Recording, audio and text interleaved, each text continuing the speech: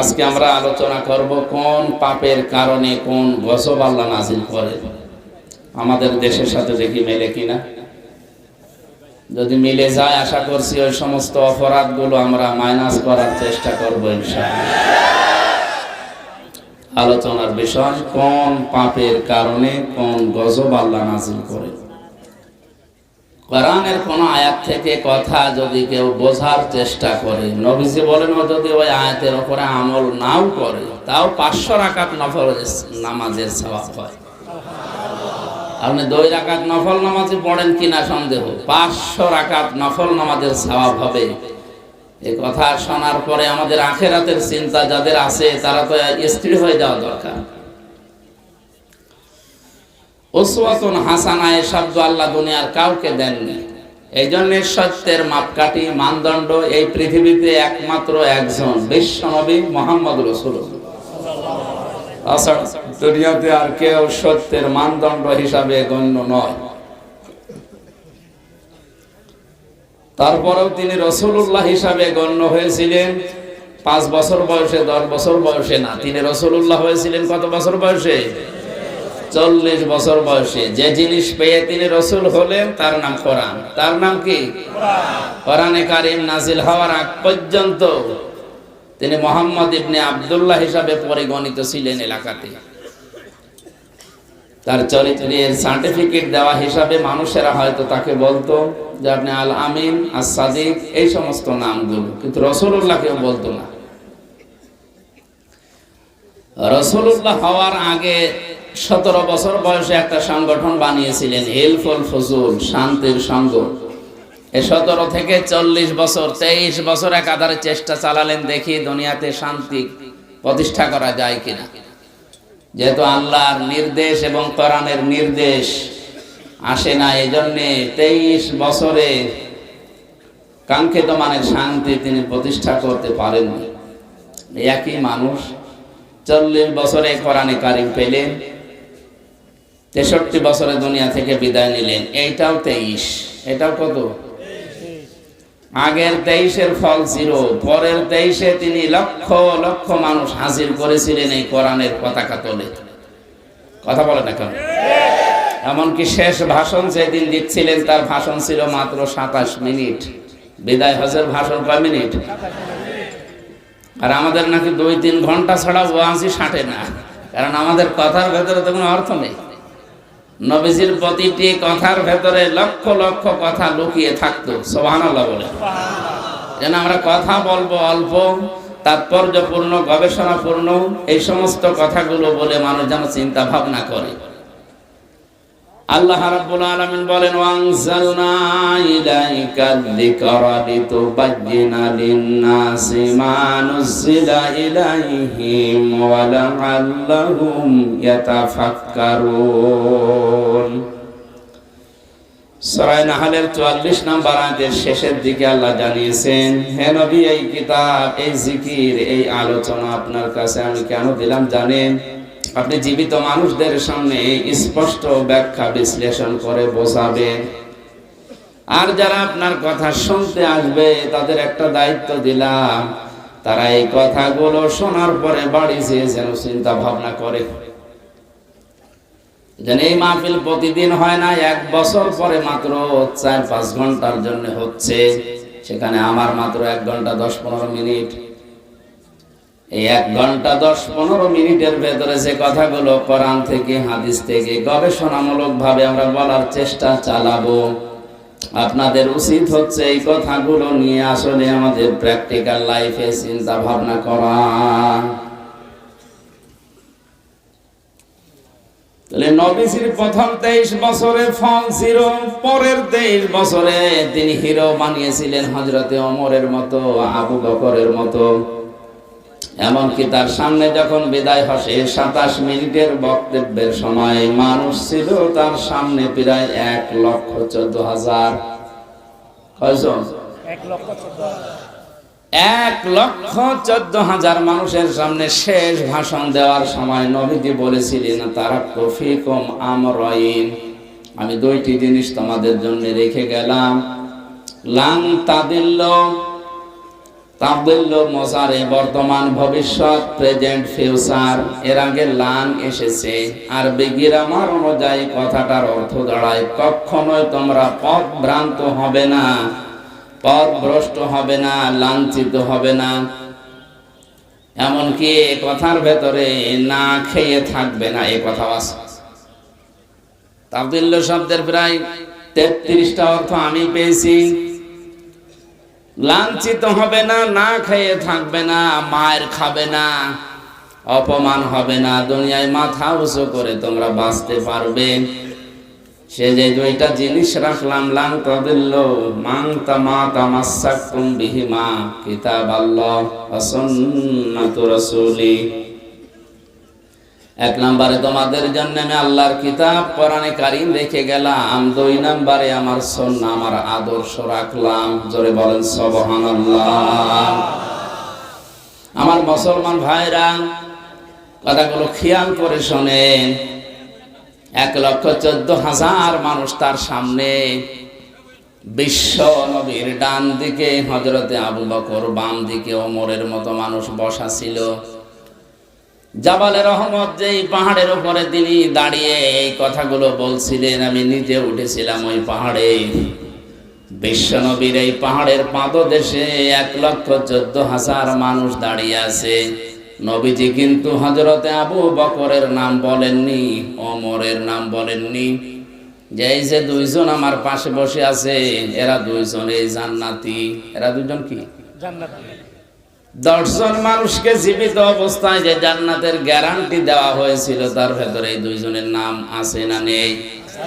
নবীজিকে বলতে পারতেন না, এই যে আবু বকরকে রাখলাম, এই যে ওমরকে রাখলাম, আমার পরে যদি এদেরকে অনুসরণ করো তোমরা জান্নাত পেয়ে যাবে, বলেছিলেন?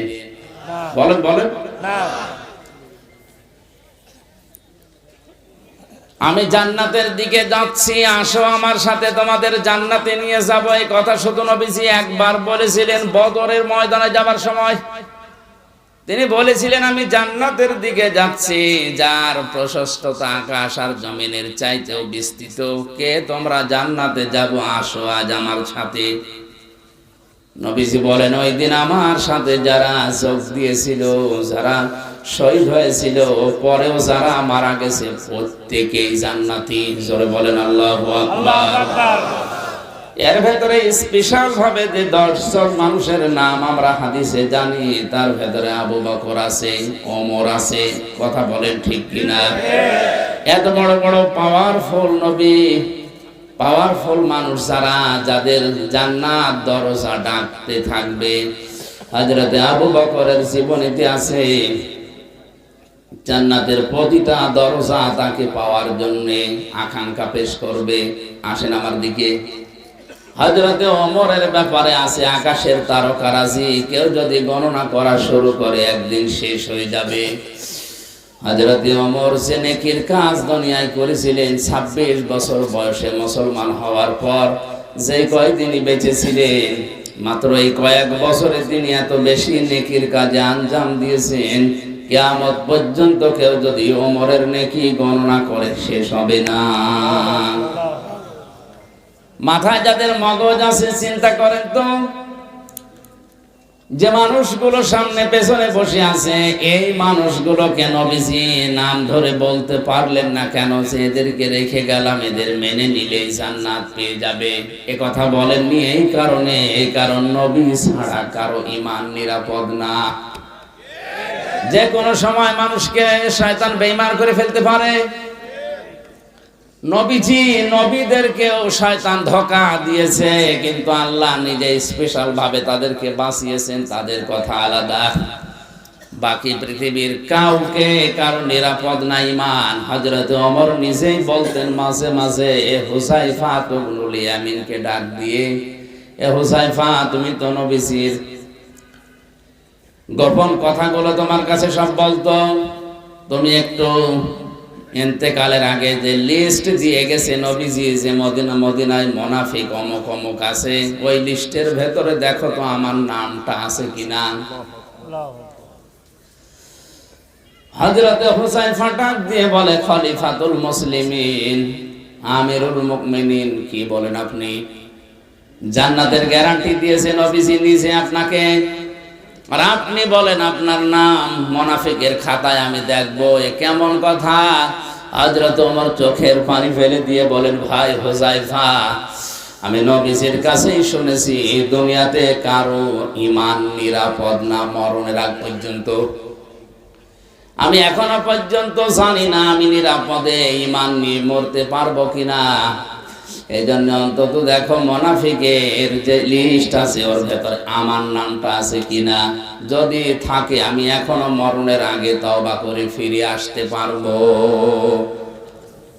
মাওলানা আশরাফ ভাই হয়তো মুনাফিকদের যে আচরণগুলো ওগুলোই বলছিলেন, আমি হালকা হালকা শুনেছি। আমি কোরআন হাদিস পড়ে মুনাফিকের প্রায় 13টা গুণ পেয়েছি। কয়টা? 13টা। আমরা অধিকাংশ মানুষ 3টা জানি। কথা বললে মিথ্যা বলে, ওয়াদা করলে ভঙ্গ করে, আমানত রাখলে খেয়ানত করে, ঝগড়া হলে গালি দেয়। এরকম অনেকগুলো আমি গবেষণা করে করে কোরআন হাদিস থেকে 13টা পেয়েছি। মুনাফিকদের এই আচরণগুলোই হয়তো উনি বলছিলেন, শেষ করতে পারেননি ভাই আমার। এই সমস্ত গুণাগুণগুলো, জারগুলো, এই আচরণগুলো যদি কারো ভেতরে পাওয়া যায়, বুঝবেন তার ভেতরে নিফাকি আছে, মুনাফিকি আছে। আর মুনাফিককে আল্লাহ যদি মরণের পরে জাহান্নামে দেয়, আবু জেহেলের উপরে দেবে না, আবু জেহেলের নিচে দেবে। মুনাফিককে আল্লাহ যদি জাহান্নামে দেয়, আবু জেহেলের উপরে দেবে না নিচে? কোথায় আছে আন্দাজে বলেন আপনি। সূরা নিসা 140 নম্বর আয়াতে আল্লাহ পাক বলেন, ইন্নাল্লাহা জামিউল মুনাফিকিনা ওয়াল কাফিরিনা ফি জাহান্নামা জামিআ। অবশ্যই আমি আল্লাহ জাহান্নামের ভেতরে একত্রিত করব মুনাফিক এবং কাফিরদের। আগে কার নাম বলেন বলেন? আবু জেহেল মুনাফিক ছিল না কাফের? আয়াত দ্বারা বোঝা যায় যারা মুনাফিক এরা কিন্তু আবু জেহেলের নিচে থাকবে না, এরা থাকবে উপরে। অবশ্য ঠিক। আরে ভাই আপনি তো উল্টাপাল্টা বলেন। আবু জেহেল যদি জাহান্নামে পড়ার পরে থেমে যায়, মুনাফিক থামবে না, একেবারে নিচে থাকবে। ইন্নাল মুনাফিকিনা ফিদ দারকিল আসফালি মিনান নার ওয়া লান তাজিদা লাহুম নাসীরা। অবশ্যই মুনাফিকদের জায়গা হবে জাহান্নামের একেবারে নিচে। আসফাল ইসমে তাফসীর, এর জায়গার নিচে নেই, একেবারে নিচে তাদের জায়গা দেব। শুধু জায়গা নিচে দেব না, এই মানুষগুলোকে কেউ সাহায্যের কথা বলতেও আসবে না। কাফেরদের যত কথা আমি পেয়েছি, কোন কাফেরকে সাহায্য করা হবে না এমন কথা নেই, যদিও তাদেরকেও সাহায্য করা হবে না, কিন্তু ওয়ালান তাজিদা লাহুম নাসীরা এরকম কঠিন শব্দ নেই। তাজিদার আগে লান আছে মজারে, মজারের আগে আমি আগেই বললাম লান তাদিল্লুর উদাহরণ দিতে গিয়ে লান আসলে অর্থ হয় কোশ্চিন কালেও হবে না। আল্লাহ বলেন মুনাফিক যদি জাহান্নামের নিচে যায়, ওদেরকে সাহায্যের জন্য কেউ আসবে না, সাহায্য করাও হবে না। জোরে বলেন নাউজুবিল্লাহ। এখন আমার প্রশ্ন হচ্ছে, মুনাফিক তৈরি হয় কাদের ভেতরে? মুসলমানদের। বলেন কাদের ভেতরে? কোন ইহুদি, কোন খ্রিস্টান, কোন বৌদ্ধ, কোন হিন্দু, কোন মাজুসি, যত জাতি এখন পৃথিবীতে এখন প্রায় 4500 জাতি আছে, কোন জাতির ভেতরে মুনাফিক তৈরি হয় না। মুনাফিক শুধুমাত্র তৈরি হয় মুসলমানদের ভেতরে। আমরা যেহেতু মুসলমান হিসাবে দাবি করি, তাহলে মুনাফিকের জার আমাদের ভেতরে থাকার সম্ভাবনা বলেন না কেন? হযরত ওমর যদি বলেন এখনো যদি আমার নামটা থাকে আমি তাওবা করে ফিরে আসবো, ভালো হয়ে যাবে মরণের আগে, তা আমাদের ওই চিন্তা ভাবনার দরকার নেই। কেউ যদি বলে আমি ইহুদি দেখবো, তাহলে আপনি ইসরায়েলে যান, শুধু ইহুদি পাবেন। তামাম দুনিয়ার নিকৃষ্ট জাতি হিসাবে এখন যারা পরিচিত, জঘন্যতম জাতি হিসাবে যারা দুনিয়ায় পরিগণিত, এখন তারা হচ্ছে ইহুদি। দুনিয়ার যত অপকর্মের মূল হোতা এই ইহুদিরা। কথা বুঝতেছে? খ্রিস্টানকে যদি দেখতে চায়, আপনি আমেরিকায় যান, শুধু খ্রিস্টান পাবেন। কেউ যদি বলে আমি বৌদ্ধ দেখবো, চীনে যান, মায়ানমারে যান, শুধু বৌদ্ধ পাবেন। কোন মানুষ যদি বলে আমি মুশরিক দেখবো, পাশের রাষ্ট্রে ভারতে যান, শুধু মুশরিক পাবেন। এখন যদি বলেন জাহান্নামের একেবারে নিচে থাকবে যারা মুনাফিক, আমি দেখবো,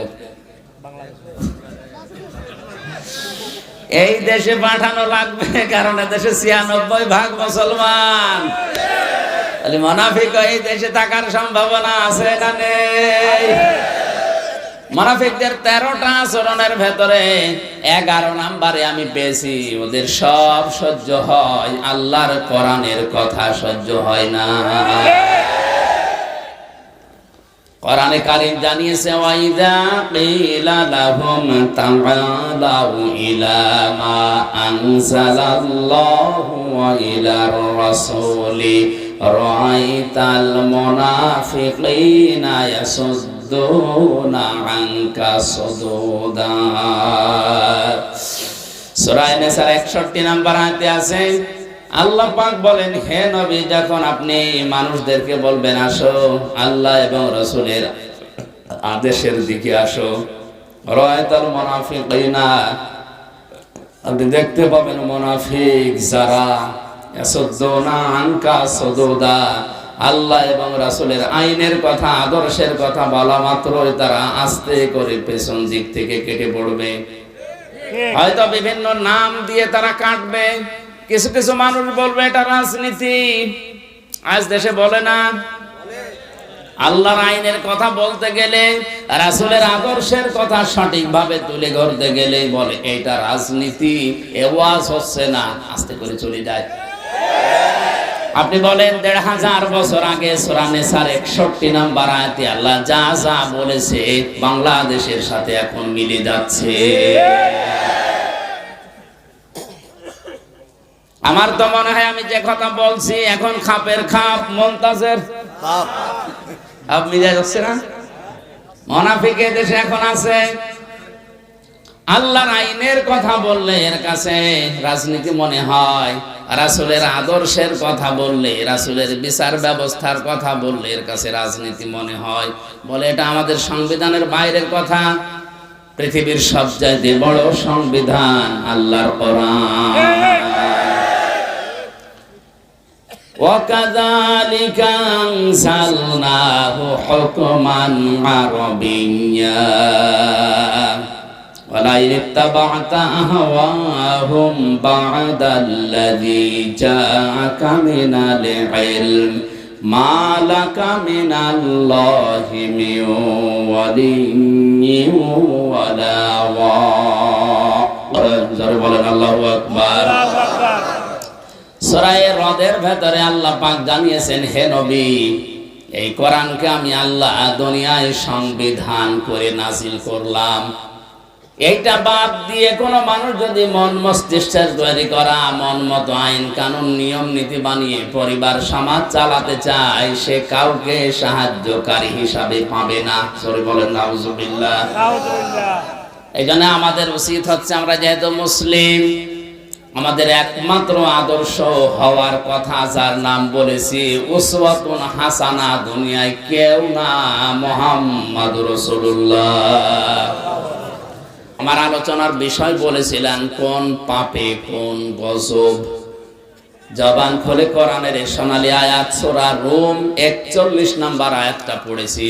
পড়েন, আউযু বিল্লাহি মিনাশ শাইতানির রাজিম, বিসমিল্লাহির রহমানির রহিম।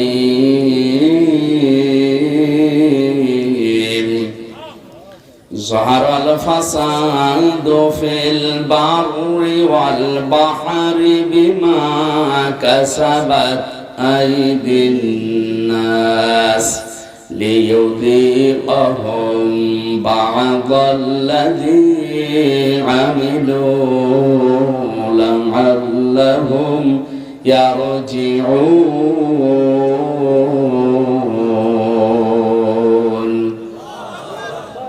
আল্লাহ রাব্বুল আলামিন বলেন, জলস্থলে যে বিপর্যয়, যে অশান্তিগুলো, যে গজবগুলো দেখতে পাও, এগুলো আমি একটাও দিতে চাই না। এগুলো সব তোমাদের হাতের পাপ কামাই করা ফসল। আমি কেন এগুলো দেই মাঝে মাঝে জানো? অতিবৃষ্টি, অনাবৃষ্টি, মাঝে মাঝে এ জমিনকে ঝাঁকুনি দেয়, আমরা যেটা ভূমিকম্প বলে শুনি। এগুলো কেন করি? লিইউযিকাহুম বা'দাল্লাযী আমিলু, তোমরা যে আমল করেছো, কাজ করেছো, আমল আবার দুই প্রকার। আমল কয় প্রকার? একটা বদ আমল, একটা নেক আমল। এই বদ আমল যারা দুনিয়ায় করে তাদেরকে আমি আল্লাহ একটু থামাতে চাই, এই আযাবগুলো দিয়ে তাদেরকে আমি আল্লাহ একটু বাধা দিতে চাই, দেখি তারা ফিরে আসে কিনা। লাআল্লাহুম ইয়ারজিউন, আমি চাই যে তারা ফিরে আসুক। কপাল পড়া মানুষ আমরা, মাঝে মাঝে এগুলো আমাদের সামনে আসতেছে, এগুলো দেখার পর আমরা ফিরে আসা দূরের কথা, আমাদের বিদ্যা আরো বাড়ে। সরার ভেতরে আল্লাহ জানিয়েছেন, এটা 29 নম্বর আয়াতে আছে, ওমা সাবাকুম মিন মুসিবাতিন ফাবিমা কাসাবাত আইদিকুম ওয়ায়াফু আন কাসীর। তোমরা যত অন্যায় করো, পাপ করো, সব পাপের শাস্তি যদি আমি আল্লাহ দেই, শ্বাস ফেলার সময় তোমরা পেতে না। আমি আল্লাহ অধিকাংশ গুলোই মাফ করে দেই, এই কিছু পাপের শাস্তি দুনিয়ায় পাঠাই যেন তোমরা আমি আল্লাহর দিকে ফিরে আসতে পারো। বাংলার মুসলমানেরা আজকে আমি কয়েকটা পয়েন্টের উপরে সাজিয়েছি। আমি দেখতে চাই এই পাপগুলো যদি বাংলাদেশে হয়, ওগুলোর জন্য আপনি যতই দোয়া দরুদ পড়েন, তাবিজ কবজ গলায় দেন, থামাতে পারবেন না। আল্লাহর শাস্তি ওটা ছেড়ে দেওয়া লাগবে।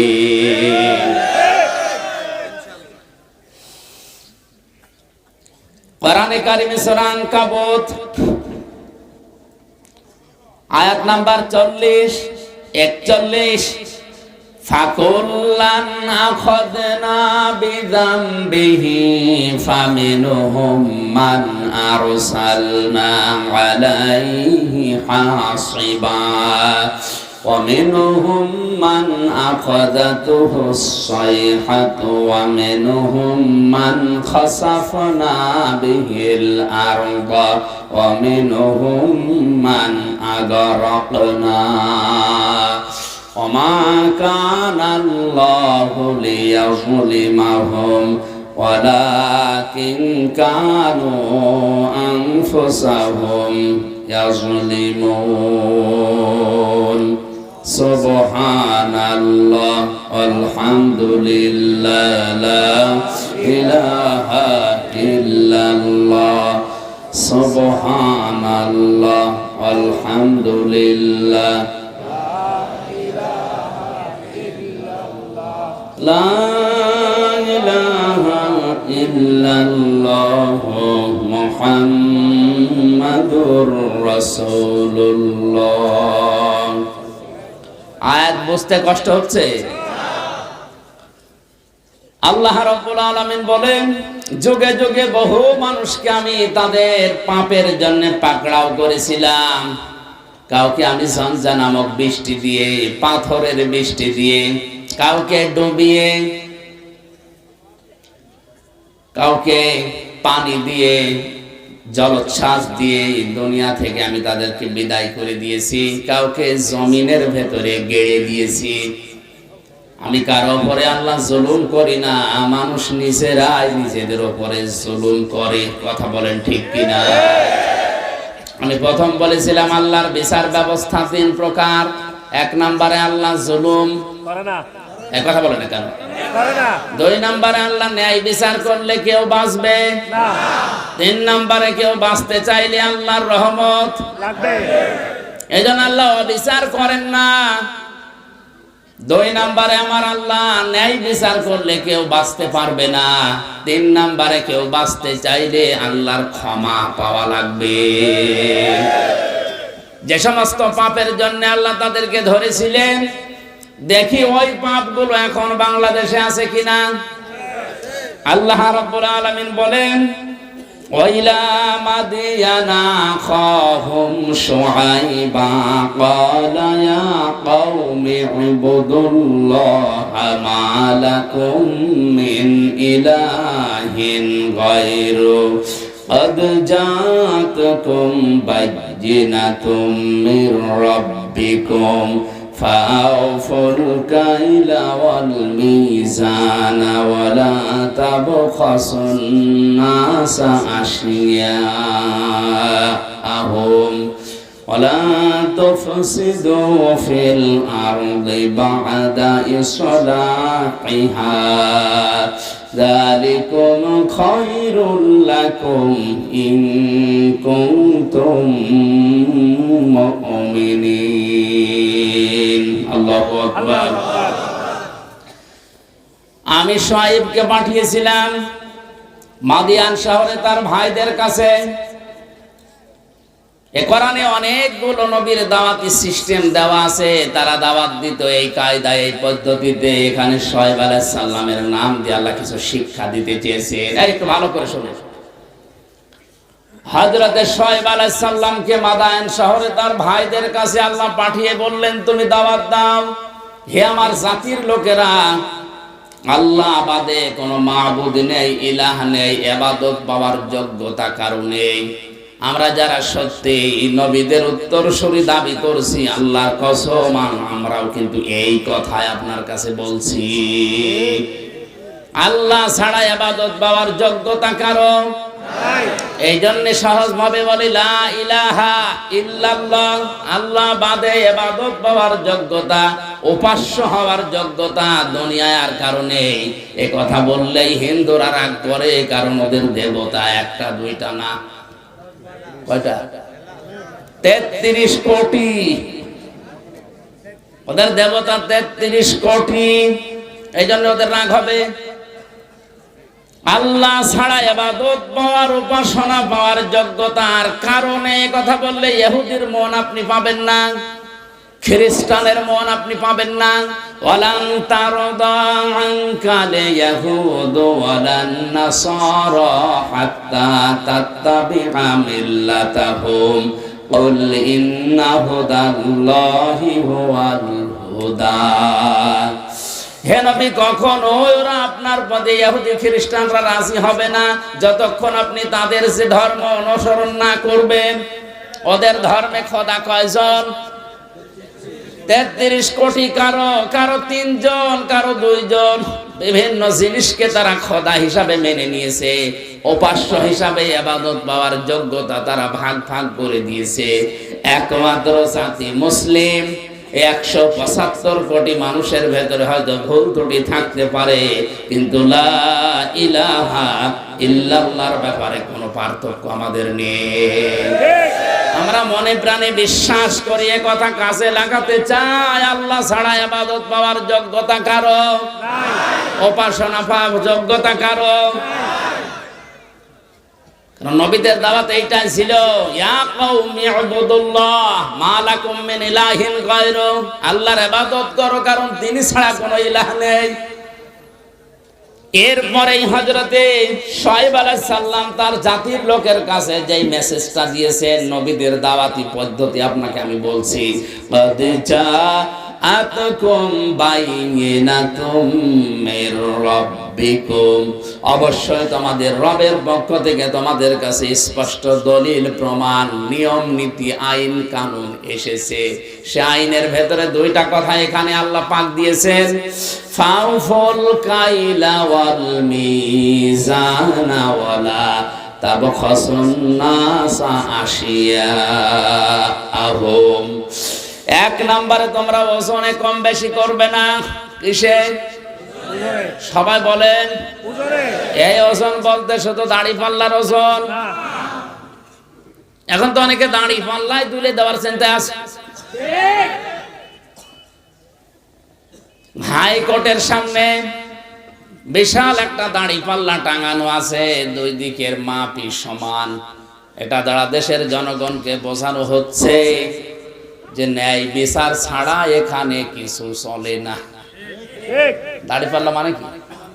মানদণ্ড। দাড়ি পাল্লা মানে ন্যায় বিচারের মানদণ্ড। এটা যে এদিকেও যেমন এইদিকেও যেমন, কোন দিকে একেবারে কম বেশি নেই, সমান সমান। আচ্ছা, তো বিচার ব্যবস্থার দিকে তাকালে আজ যেটা দেখতে পাচ্ছি আমরা, ন্যায় বিচারের তুলনায় অবিচারই বেশি হচ্ছে। ন্যায় বিচারের তুলনায় অবিচার যদি না হবে, কোন কারণে আমি 3টা বছর জেল খাটলাম, আপনি জবাব দিন।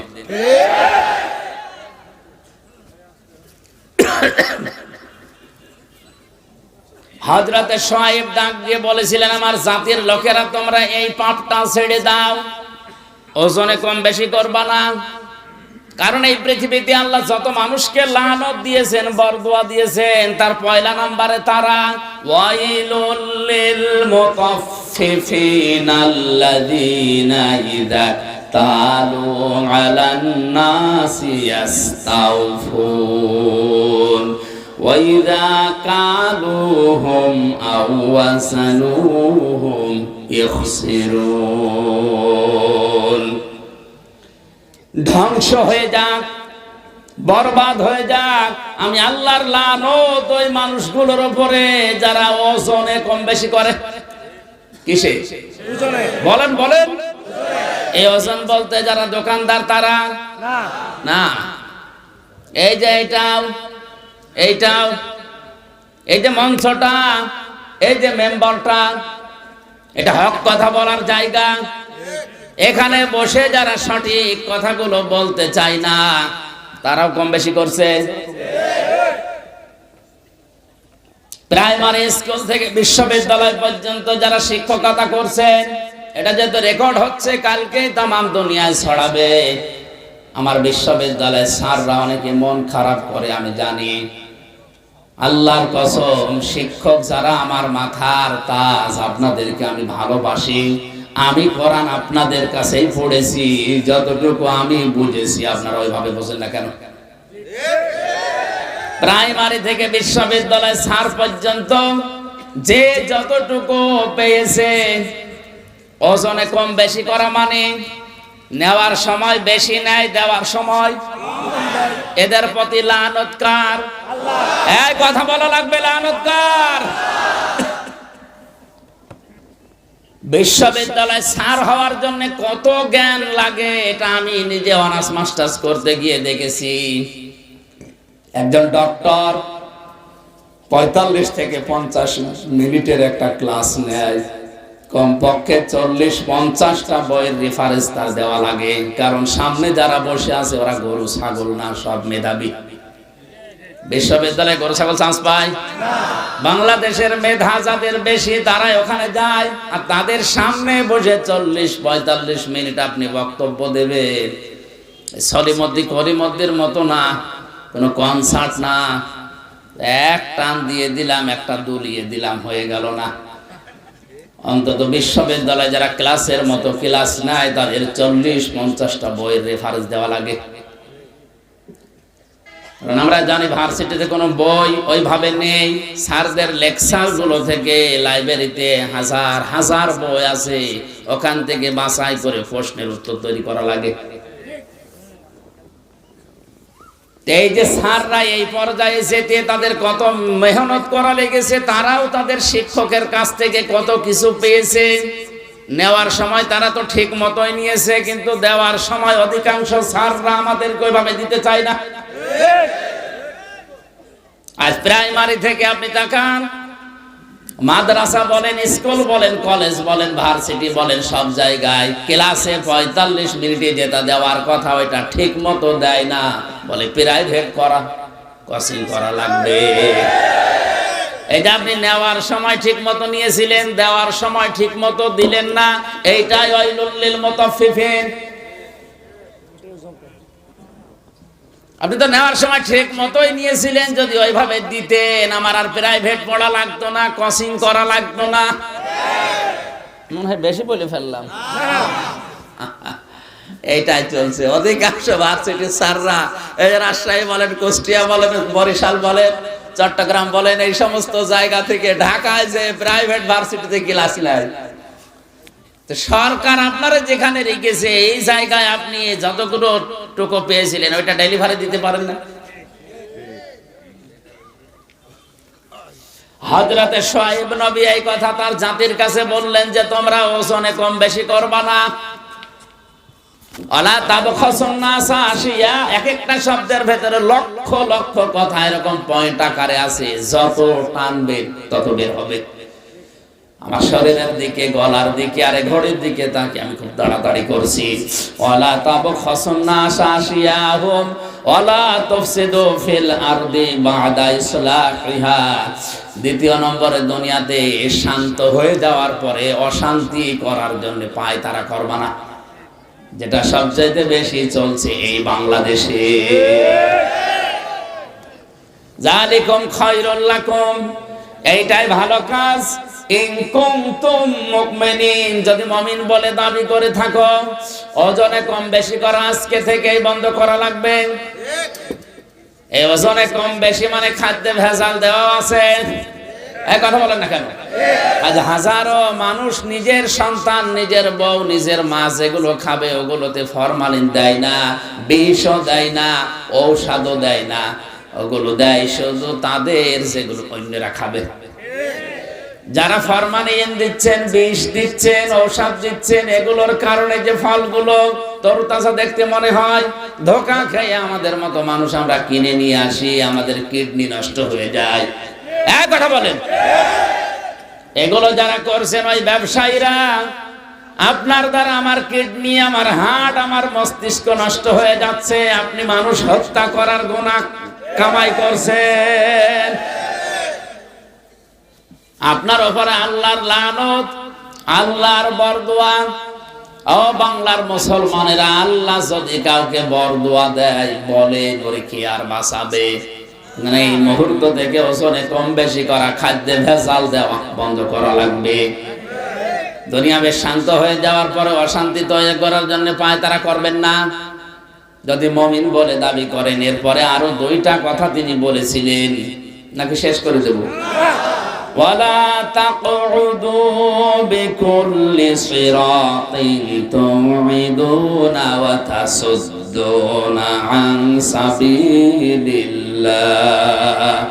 মান আমানা বিহি ওয়া তাবগুনাহা মিওয়াজা ওয়াযকুরু ইয কুনতুম কলিলান ফাকাসসারাকুম ওয়ানজুরু কাইফা কানা আকিবাতুল মুফসিদিন। আরেকটু খেয়াল করেন, আল্লাহ তাআলা বলেন তাদের আরেকটা অপরাধ ছিল, ওয়ালা তাকউদু সিরাত তাকউদু বিকুল্লি সিরাতিন তুইদুনা। ওরা মানুষকে ধরার জন্য বিভিন্ন রাস্তায় বসে থাকতো ওত পেতে। আজ বাংলাদেশে এই গণাটাই 15 বছরে সবচাইতে বেশি বেড়েছে। ওত পেতে থাকে, কখন কারে ধরিয়ে দেওয়া যায়। এই জেলায় মনে হয় এখনো শুরু হয়নি, হয়তো একটু পাড়াপতি হিসাবে রাগারাগি হয়েছে, ঝগড়া হয়েছে, রাজনৈতিক একটা সিল লাগিয়ে তারা গোপনে ধরিয়ে দেওয়ার জন্য থানায় উনি আগে 10,000 টাকা দিয়ে এসেছে যে অমুককে ধরে নিয়ে আসো। উনি ধরে নিয়ে যায়, নিজে আবার ছাড়ায়, মাঝখান থেকে লোকটার প্রায় 50,000 টাকা আল্লাহর ওলি খেয়ে ফেলেছে। আমি এটা একটু বেশি বলে ফেললাম।